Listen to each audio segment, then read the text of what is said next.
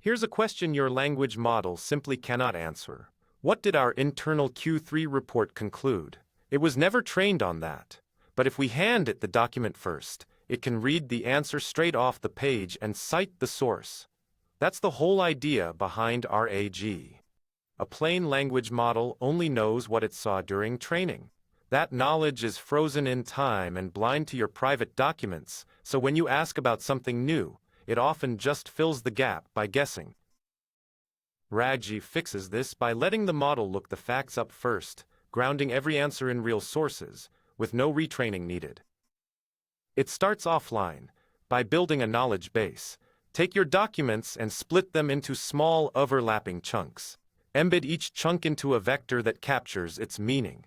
Then store all of those vectors in a vector database, ready to be searched. Now, online, when a question comes in, we embed it into the same space. Then we find the chunks whose vectors point in the most similar direction, measured by cosine similarity. The top nearest neighbors are the most relevant passages, and those are the ones we pull out.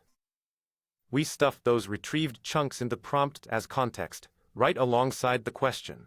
The model then generates its answer using that context, so the response is grounded in the passages we supplied, and it can point back to them with citations. So, chunk and embed your documents, retrieve the most relevant pieces, and feed them to the model. The result is grounded, up-to-date, cited answers, without ever retraining the model.